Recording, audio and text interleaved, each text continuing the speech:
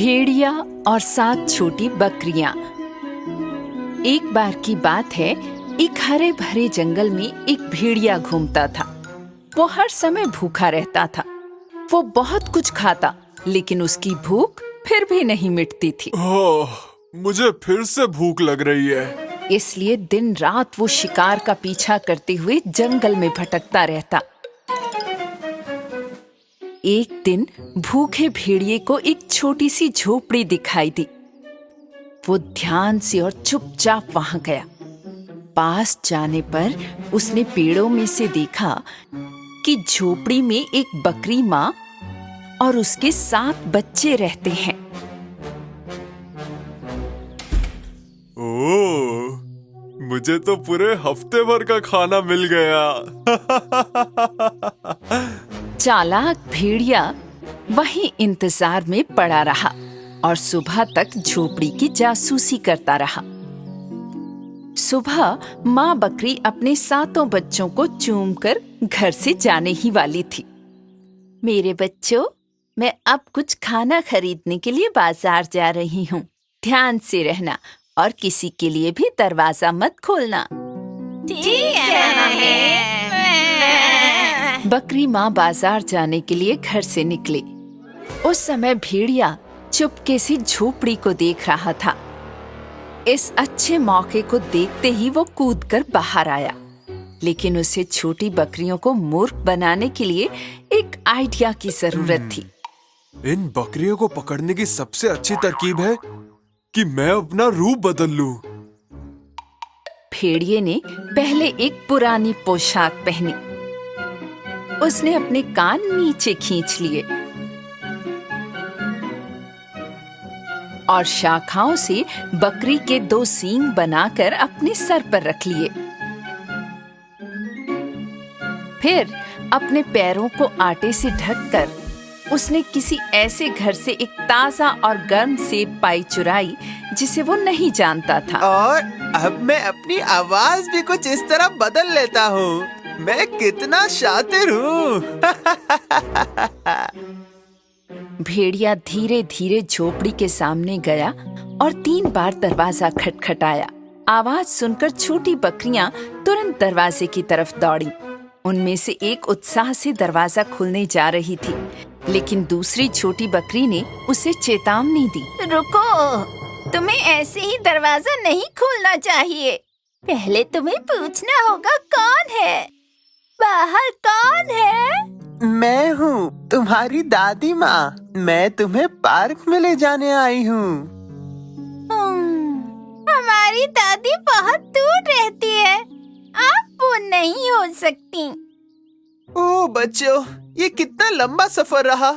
शाबाश, अब जल्दी से दरवाजा खोलो और सब लोग पार्क चलते हैं। जब भेड़िए ने ऐसा कहा तो छोटी बकरियों ने दरवाजे के नीचे भेड़िए के पैरों की ओर देखा। देखो, उसके पैर सफेद हैं, हमारे जैसे। हाँ, पर उसके नाखून भेड़िए की तरह लंबे हैं। जब छोटी बकरियों ने फिर से दरवाजा नहीं खोला तो भेड़िए ने उन्हें सेब की पाई सुंघाई। देखो, मैं तुम्हारी सबसे पसंदीदा एप्पल पाई लाई हूँ। और भेड़ियों को एप्पल पाई बनानी बिल्कुल नहीं आती। बकरियों ने सेब की पाई को सूंघा और उत्साहित होकर दरवाजा खोल दिया। उनमें से कोई नहीं समझ पाया कि वो भेष बदलकर भेड़िया है। चलो दादी माँ, पार्क चलते हैं। जब हम लौटेंगे तो हम अपनी एप्पल पाई खाएंगे। छोटी बकरियां और भेड़िया झोपड़ी से चले गए। मुझे बहुत भूख लगी है, मैं खुद को रोक नहीं पा रहा। जब बकरियां खुशी खुशी चल रही थीं, भेड़िए की पोशाक एक पेड़ की शाखा में फंस गई। पोशाक धीरे धीरे भेड़िए पर से उतरने लगी और छोटी बकरियां भेड़िए के भयानक फर को देखकर हैरान रह गईं।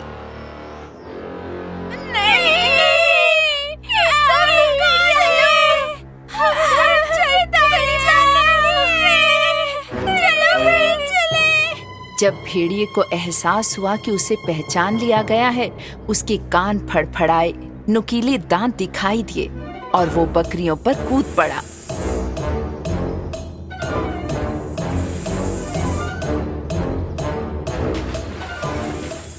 उसने उन सभी को एक एक करके पकड़ा।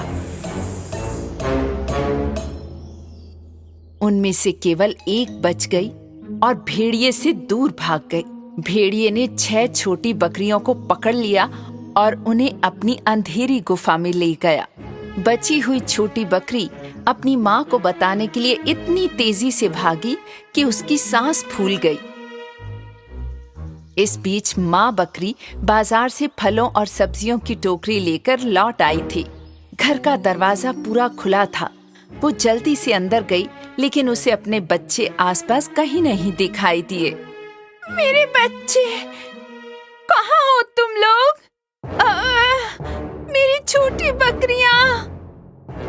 बकरी माँ इतनी चिंतित थी कि वो तुरंत घर से बाहर भागी और अपने छोटे बच्चों की तलाश शुरू की। तभी उसने जमीन पर बड़े बड़े पैरों के निशान देखे। ओह नहीं, ये तो एक भेड़िए के पैरों के निशान हैं। उसने कुछ देर तक उनका पीछा किया, लेकिन फिर रास्ता बदल गया और निशान गायब हो गए। अब मैं क्या करूंगी? एक भेड़िया मेरे बच्चों को चुरा कर ले गया। जब बकरी माँ रो रही थी तो बची हुई बकरी दौड़ती हुई उसके पास आई।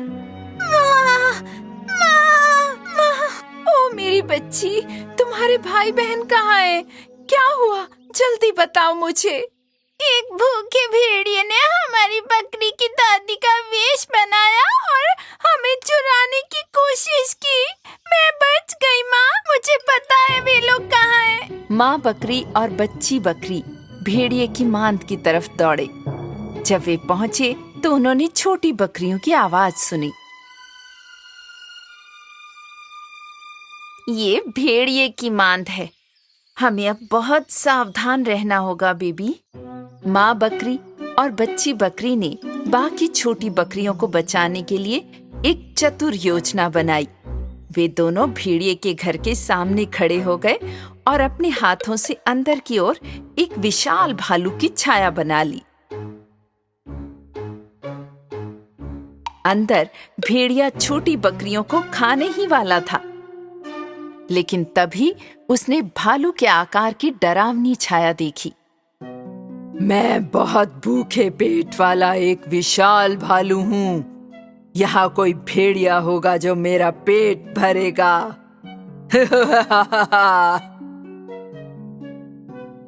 भेड़िया इतना डर गया था कि भालू उसे खा जाएगा कि वो तुरंत अपनी मांद से बाहर भागने लगा। नहीं, मेरी मदद करो, मदद करो। भालू भालू भालू भालू मुझे खा जाएगा। मेरी मदद करो, बचाओ मुझे। भेड़िए को भागता देख छोटी बकरियां खुशी से झूम उठी और अपनी माँ के गले से लग गईं। भाग गया भेड़िया, भाग गया, भाग गया, भाग गया भेड़िया, भाग गया। और तब से माँ बकरी और उसके 7 बच्चे जंगल में अपनी झोपड़ी में भेड़िए से दूर एक शांतिपूर्ण जीवन बिताने लगे।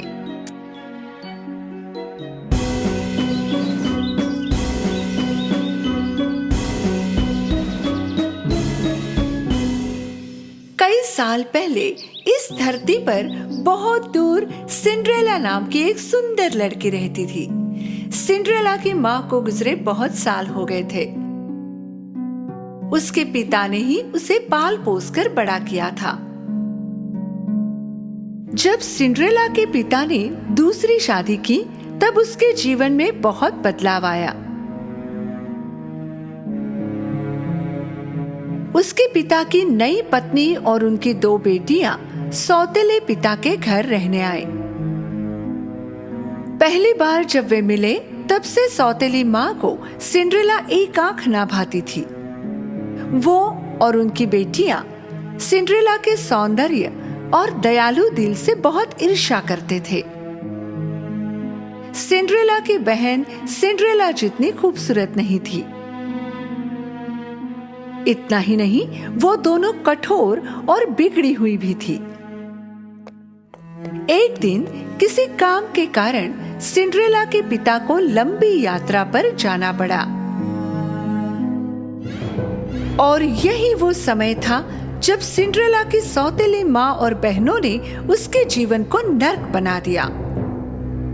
जब सिंड्रेला अपने बगीचे में अपने प्यारे पंछियों के साथ बातें कर रही थी, तब उसकी सौतेली माँ उसके पास आई। आज के बाद तुम इस अटारी में रहोगी, घर के सारे काम करोगी और मुझे तुम्हारा इन कपड़ों में घूमना फिरना बिल्कुल पसंद नहीं। सिंड्रेला को पता नहीं था इस पर क्या बोले। असहाय रूप से जैसा उसे कहा गया उसने किया। उसने अपनी चीजें उठाई और अटारी में चली गई। उस दिन के बाद से सिंड्रेला घर के सारे काम खुद ही कर लिया करती थी। वो बहुत थक जाती, लेकिन ना उसकी सौतेली माँ या उसकी सौतेली बहनों को उसकी दया आई। फर्श को दोबारा ठीक से साफ करो, क्या तुम्हें धूल नहीं दिखाई देती? तुमने अभी तक कपड़े नहीं धोए, मेरे पास पहनने के लिए कुछ नहीं। सिंड्रेला के पास चूहे और खिड़की पर आकर बैठने वाले पंछियों के अलावा कोई दोस्त नहीं था। सर्दी से बचने के लिए रात के समय सिंड्रेला नीचे चिमनी के पास जाकर सेक लेते लेते वहीं पर सो जाती है। ऐसे ही दिन गुजरते गए। एक दिन शहर में राज्य द्वारा एक घोषणा की गई। राजकुमार द्वारा महल में एक पार्टी का आयोजन किया गया है। शादी के लिए पात्र सभी लड़कियों को इस पार्टी में आमंत्रित किया जाता है। जैसे ही सौतेली बहनों ने ये बात सुनी, वो भागते हुए घर गई और अपनी माँ को बताया। पार्टी में आप दोनों ही सबसे सुंदर होगी। राजकुमार ने आप दोनों में से एक को ही चुनना चाहिए। इस तरह हम सभी महल में रह पाएंगे, है ना माँ? हमें तुम दोनों के लिए गाउन और जूते खरीदने होंगे। चलो खरीदारी करने जाते हैं। सौतेली माँ और बहनें बाहर चली गई। वहाँ खड़ी होकर ये बातें सुनने वाली सिंड्रेला उदास हो गई। कई दिन तैयारियां चल रही थी। सौतेली बहनों के गाउन सिलकर आ गए थे। हर दिन वो दोनों दर्पण के सामने खड़ी रहती और खुद को बताती, हम ही पार्टी में सबसे सुंदर लड़कियां होंगी।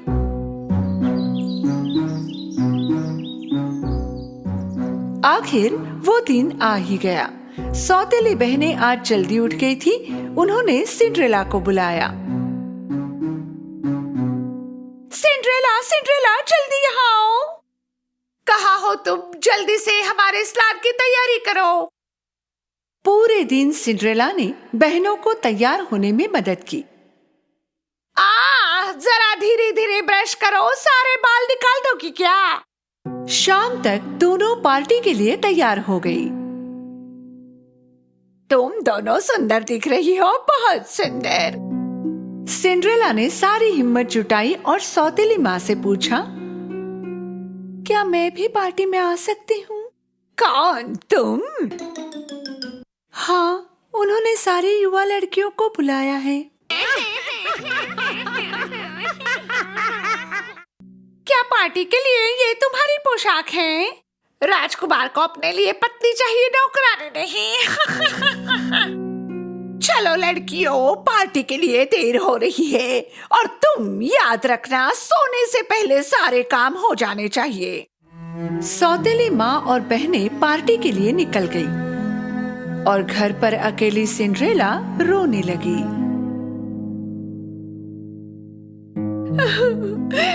मैं पार्टी में क्यों नहीं जा सकती? अगर आज मेरे माता पिता यहाँ होते तो ये सब नहीं होता। उसी समय एक उज्जवल प्रकाश दिखाई दिया। पहले सिंड्रेला समझ नहीं पाई कि वो क्या था।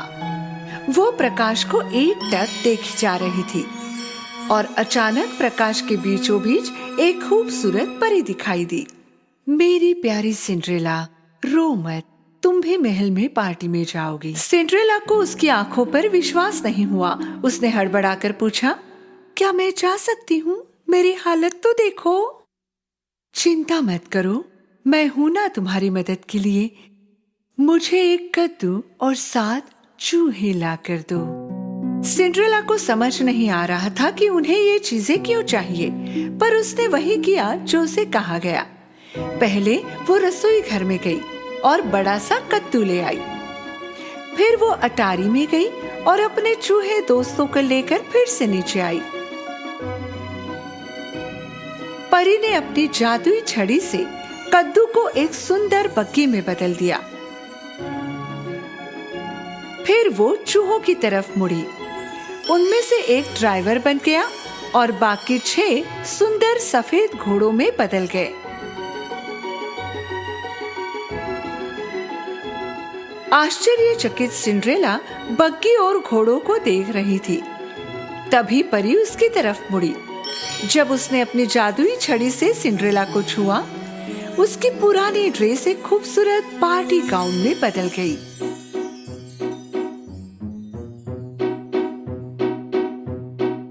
और उसके पैरों की चप्पल सुंदर कांच के जूते में बदल गए। मैं राजकुमारी की तरह दिख रही हूँ। अब पार्टी में जाने का समय हो गया है, पर भूलना मत, जैसे ही घड़ी में 12 बजते हैं तुम घर चले आना, क्योंकि उसके बाद तुम पहले जैसी हो जाओगी। सिंड्रेला ने परी को बहुत ध्यान से सुना।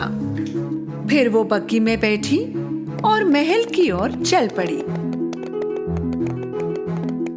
उसकी खूबसूरत बग्गी महल के सामने जाकर रुक गई। जब सिंड्रेला ने भव्य दरवाजों से महल में प्रवेश किया, सबकी आंखें उसे ही देख रही थी।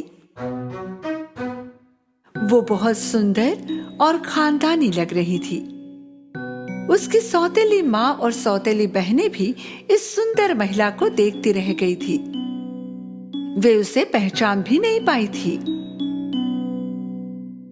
अचानक सीढ़ियों पर राजकुमार दिखाई दिया। सिंड्रेला सच में पार्टी में उपस्थित सभी लड़कियों में सुंदर लग रही थी। राजकुमार को पहले ही नजर में इस खूबसूरत लड़की से प्यार हो गया। सभी उसे उत्सुकता से देख रहे थे। वो धीरे धीरे आगे की तरफ बढ़ता गया। सौतेली बहनें बहुत खुश हो गई कि राजकुमार उन्हीं की तरफ आ रहा है। आओ, वो मेरे पास आ रहा है। नहीं, वो मेरे पास आ रहा है।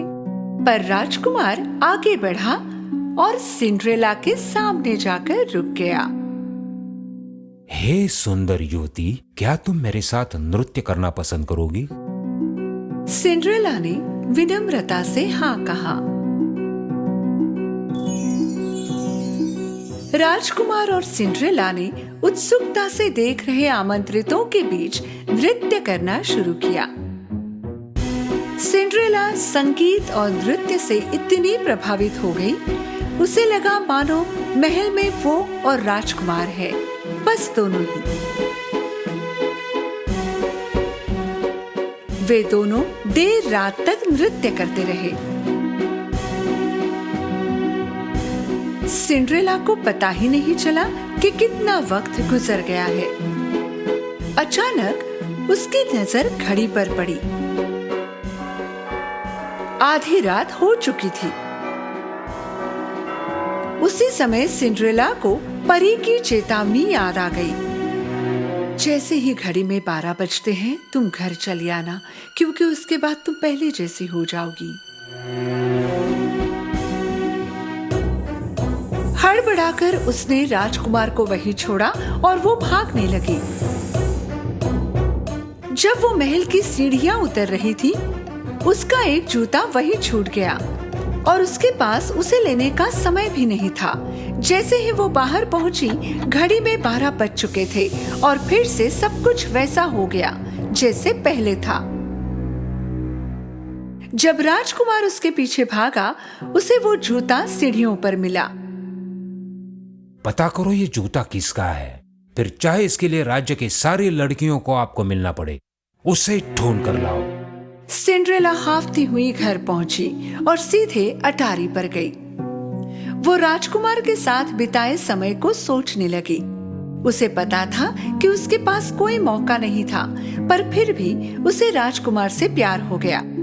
राजकुमार के लिए उस लड़की को खोजना असंभव था, और अगर वो खोज भी लेता तो पहचान नहीं पाता। राजकुमार के आदमी राज्य के घर घर जाकर उस जूते के मालकिन को खोजने लगे, पर जूता किसी भी लड़के के पैर में फिट नहीं हुआ।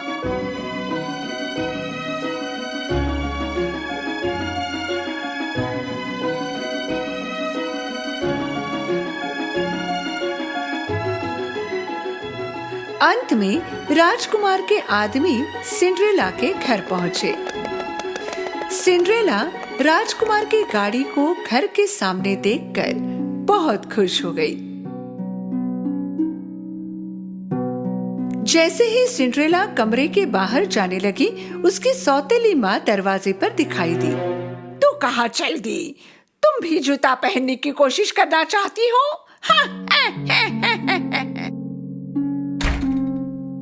व्यंग्यात्मक हंसी के साथ सौतेली माँ ने अटारी का दरवाजा बंद कर दिया। नहीं, कृपा करके दरवाजा खोलो, कृपा करके प्लीज। कितनी दयनीय बात है। राजकुमार और तुम में क्या समानता होगी भला? आदमी ने पहले पतली बहन को जूता पहनाया, पर वो उसके पैर के लिए बहुत छोटा था। देखो, मेरे पैर में कितने अच्छी तरह से बैठ गया। फिर मोटी बहन ने कोशिश की, पर जूता उसके पैर में जा ही नहीं रहा था। शायद हमने दूसरे पैर में कोशिश की होती। उन्होंने कोशिश तो बहुत की, पर नाकाम रहे। सिंड्रेला ने खिड़की की तरफ दौड़ने की आखिरी कोशिश की, पर खिड़की बहुत ऊपर थी। वो रोने लगी। उसे रोता देख उसके चूहे दोस्त उसके पास आए। मेरी सौतेली माँ ने मुझे बंद कर रखा है, चाबी उसी के पास होगी। चूहा दरवाजे के नीचे से फिसलकर बाहर आया। सौतेली माँ दरवाजे पर राजकुमार के आदमियों के साथ खड़ी थी। आप कल क्यों नहीं आते? आज वो बहुत थकी हुई है और पैरों में सूजन है। चूहे ने सौतेली माँ के स्कर्ट पर कूदकर चाबी निकाली और ऊपर की ओर दौड़ा। उसने चाबी दरवाजे के नीचे से अंदर सरकाई। चाबी देखकर सिंड्रेला बहुत खुश हुई। दरवाजा खोलकर वो जल्दी से नीचे की तरफ भागी। अरे, तुम बाहर कैसे निकल आई? कृपया रुकिए, जाइए मत, मुझे भी जूता पहनना है। सौतेली माँ और बहनें ये सुनकर जोर से हंसने लगी। शांत हो जाओ, ये राजकुमार का हुक्म है कि राज्य की सारी लड़कियों ने कोशिश करनी चाहिए। जब सिंड्रेला ने जूता पहना, सबको आश्चर्य हुआ, क्योंकि जूता उसके पैर में अच्छे से फिट हुआ। सुंदर युवती, क्या ये बूट तुम्हारा है? सिंड्रेला ने गर्दन हिलाकर हामी भरी। कृपया हमारे साथ महल चलें। सिंड्रेला उनके साथ महल में गई। उन्होंने उसे राजकुमार के सामने पेश किया। जैसे ही राजकुमार ने सिंड्रेला की आंखों में देखा, वो जान गया कि उस रात उसने उसी के साथ नृत्य किया था। उसने सिंड्रेला का हाथ थामा। आखिर मैंने तुम्हें ढूंढ ही लिया। क्या तुम मुझसे विवाह करोगी? खुशी के आंसू भरे आंखों से उसने राजकुमार का प्रस्ताव स्वीकार किया। उन्होंने शादी की और खुशी से जीवन बिताने लगे।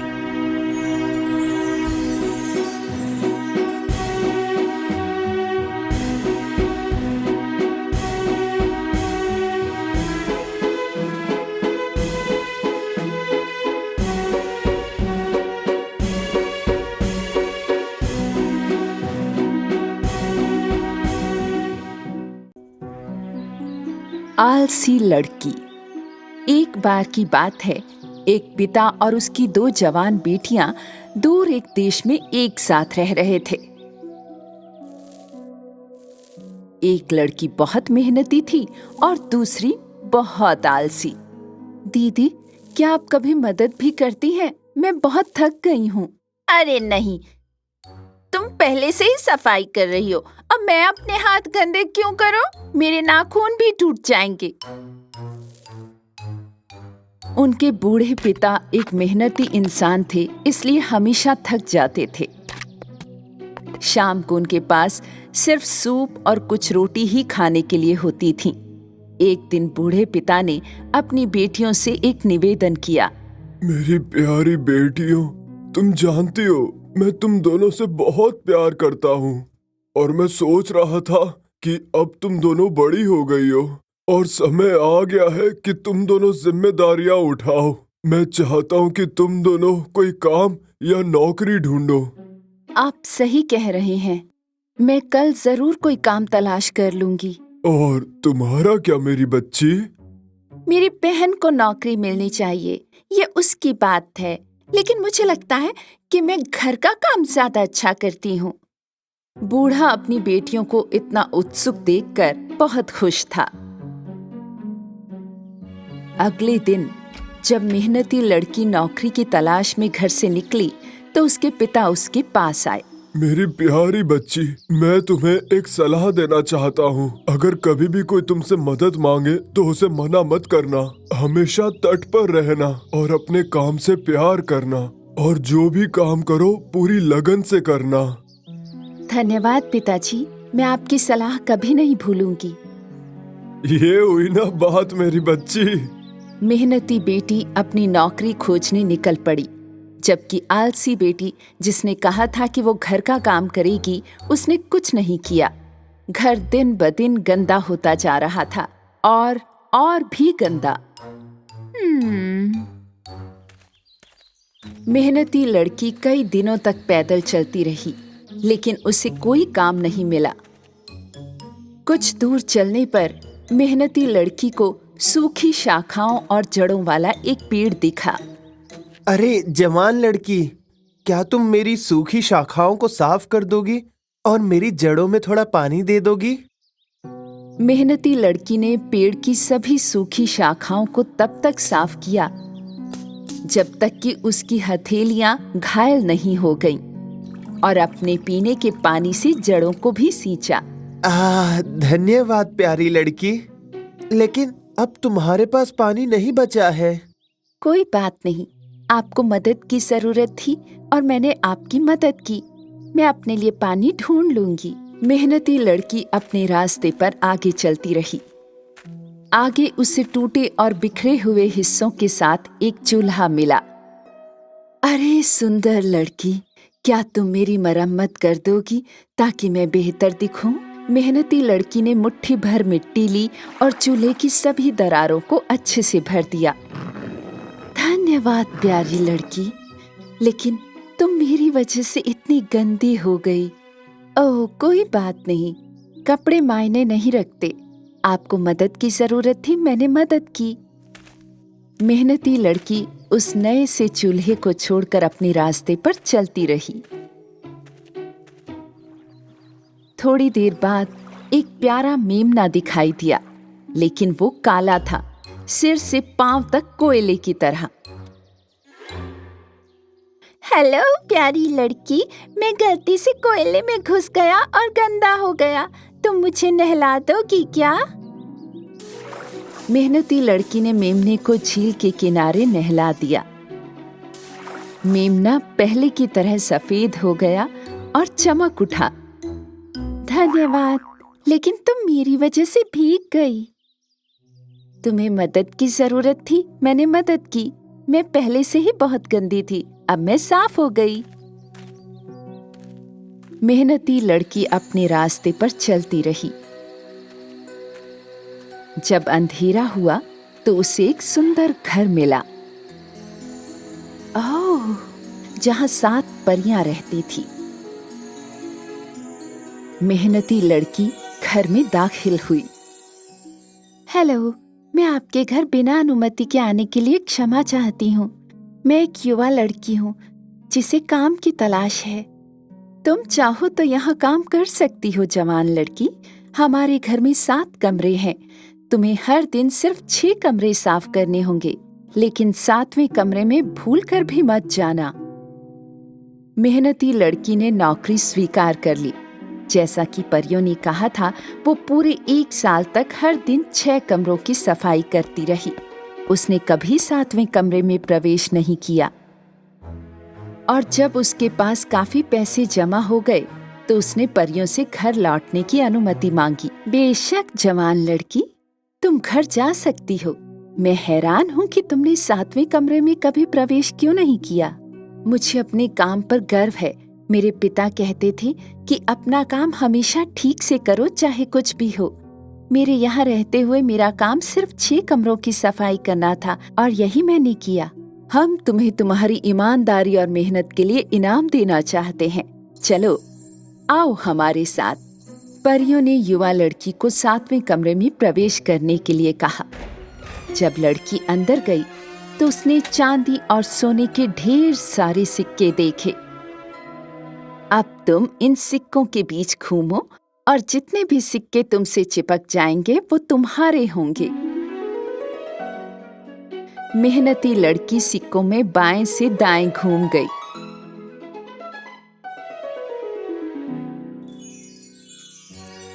वो बिल्कुल किसी स्टार की तरह लग रही थी जिस पर पैसे लगे हुए थे। फिर मेहनती लड़की परियों को छोड़कर घर लौटने लगी। रास्ते में उसे मेमना मिला, जिसे उसने पहले नहलाया था। मेमना मोतियों से ढका हुआ था। मैं आपकी मदद को भूला नहीं प्यारी लड़की, लो जितने चाहे मोती ले लो। मेहनती लड़की ने मेमने को धन्यवाद दिया और अपनी बाहों और गर्दन को मोतियों से ढक लिया और अपने रास्ते पर चलती रही। चलते चलते अब वो चूल्हे के पास पहुंची जिसकी उसने जाते वक्त मरम्मत की थी। आपने मेरी जो मदद की उसे मैं नहीं भूला प्यारी लड़की। लो मेरी गर्मा गर्म रोटियां और केक तुम्हारे हैं। मेहनती लड़की ने चूल्हे द्वारा दी गई रोटियों में से कुछ खा ली और उसमें से कुछ घर के लिए रख ली और अपने रास्ते पर चलती रही। थोड़ा आगे चलने पर उसे पेड़ दिखाई दिया जिसकी डालियां फलों से ढकी हुई थी। इधर आओ प्यारी लड़की, तुमने जो मदद की उसके लिए मैं आभारी हूँ। ले लो, मेरे सारे अंगूर तुम्हारे हुए। मेहनती लड़की ने धन्यवाद दिया और पेड़ से विदा लेकर चलने लगी। बहुत बहुत धन्यवाद, कितना फलदायी अनुभव है। उसके पिता और आलसी बहन ने दरवाजे पर उसका अभिवादन किया। लड़की की गठरी सोने और मोतियों से भरी हुई थी। आलसी बहन को बहुत जलन हुई जब उसने देखा कि उसकी बहन इतनी अमीर हो गई है। उन सिक्कों को देखो, मुझे नौकरी पाने के लिए एक अमीर परिवार की तलाश करनी होगी। अगर मेरी बहन के पास मोती हैं तो मुझे पन्ने मिलेंगे। आलसी लड़की ने अपने पिता से कहा कि वो नौकरी की तलाश में घर से जा रही है। ठीक है मेरी बच्ची, पर तुम तो घर पे भी काम नहीं कर पाती, तो फिर तुम्हें बाहर कैसे काम मिलेगा? आलसी लड़की अपने पिता की बात को पूरा सुने बिना ही चली गई। वो दिन रात चलती थी। थोड़ा और चलने पर वो सूखी शाखाओं वाले पेड़ के पास आई। पेड़ ने लड़की से मदद मांगी। कैसी हो जवान लड़की, क्या तुम मेरी मदद करोगी? मैं इस धूप में तुम्हारी मदद नहीं कर सकती, मेरे बाल खराब हो जाएंगे। बाय। आलसी लड़की आगे बढ़ गई। थोड़ा और चलने पर उसे आगे एक टूटा और बिखरा हुआ चूल्हा दिखाई दिया। चूल्हे ने उससे मदद मांगी। मैं अपने कोमल और नाजुक हाथों को तुम्हारे लिए गंदा नहीं कर सकती, मेरी नेल पॉलिश खराब हो जाएगी। बाय। आलसी लड़की ने चूल्हे की भी मदद नहीं की। तब उसे एक मेमना मिला जो काले कोयले की तरह गंदा था और मेमने ने उसे स्नान कराने के लिए कहा। छी छी छी, मेरे रास्ते से हट जाओ कल्लूटे। आलसी लड़की भाग गई। क्या आलसी भेड़ का बच्चा है, खुद को धो भी नहीं सकता। और आलसी लड़की जल्द ही एक बड़े घर में आ गई। आलसी लड़की ने इसका फायदा उठाया और घर की मालकिन 7 परियों से काम मांगा। मुख्य परी ने उसे 1 साल रहने और सिर्फ 6 कमरे साफ करने के लिए ही कहा। भूलो मत जवान लड़की, तुम कभी भी 7वें कमरे में दाखिल नहीं होगी। आलसी लड़की ने महीनों तक अनमने मन से 6 कमरों की सफाई की। हालांकि एक दिन उसने अपनी जिज्ञासा के चलते 7वें कमरे में प्रवेश किया। सोने और चांदी के सिक्कों की बजाय अंदर मधुमक्खियां और चमगादड़ थे। मधुमक्खियों ने आलसी लड़की को इस तरह से काटा कि वो चारों ओर से जख्मी हो गई। वो बहुत दुखी थी। लड़की तुरंत वहां से चली गई और घर की ओर भागने लगी। जैसे ही वो दौड़ी, उसने मेमने को देखा, जिसके मदद के अनुरोध को उसने ठुकरा दिया था। मेमना मोतियों से ढका हुआ था। लड़की कुछ मोती पाने के लिए मेमने को पकड़ना चाहती थी, लेकिन मेमना उससे दूर भाग गया। लड़की चलती रही। वो बहुत थक गई थी। उसी पल उसे चूल्हा मिला, जिसकी मदद के अनुरोध को उसने ठुकरा दिया था। चूल्हे पर ताजी गरम रोटियां और ब्रेड थे। जब लड़की ने रोटी का एक टुकड़ा लेना चाहा, तो चूल्हा गर्म हो गया और आलसी लड़की के हाथ जल गए। जब आलसी लड़की वहां से भागी, तो वो पेड़ के पास पहुंची, जिसे उसने मदद करने से मना कर दिया था। पेड़ की डालियों पर फलों के गुच्छे थे। जब आलसी लड़की ने कुछ अंगूर लेने की कोशिश की, तो पेड़ दाहिनी ओर झुक गया। लड़की दाईं ओर दौड़ी, लेकिन इस बार पेड़ बाईं ओर झुक गया।